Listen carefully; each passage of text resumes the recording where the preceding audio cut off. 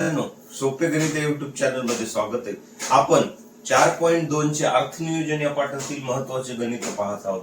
मग या गणितामध्ये संकल्पना कोणती आहे ती समजून घेऊ. चेतना स्टोअर्सने 1 जुलै 2017 ते 31 जुलै 2017 या कालावधीत केलेल्या खरेदीवर 1,05,000 रुपये जीएसटी दिला व विक्रीवर 1,22,500 रुपये जीएसटी विक्री केला तर चेतना स्टोअर्सला भरावा लागलेला देय जीएसटी काढायचा. 1 मिनिट विद्यार्थ्यांनो, इथं महत्वाची गोष्ट आहे. देय जीएसटी बरोबर एक सूत्र आहे. देय जीएसटी म्हणजे आउटपुट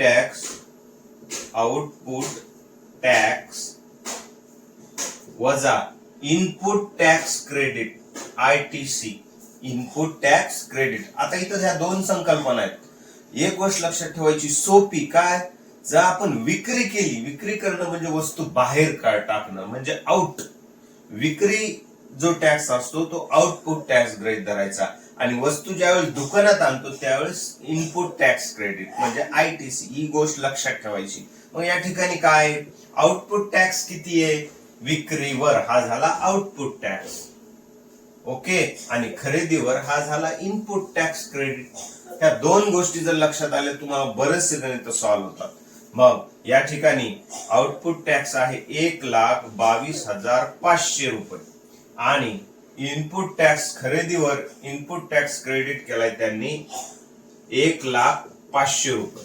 मग आता यातून जर वजाबाकी केली तर सरळ सरळ 22,000 रक्कम राहते.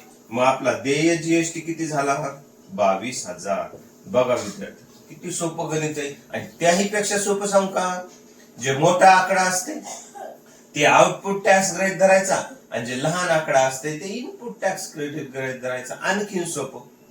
अशा प्रकारे विद्यार्थ्यांनो, तुम्हाला जर गणित समजलं असेल त्या व्हिडिओला नक्की लाईक आणि शेअर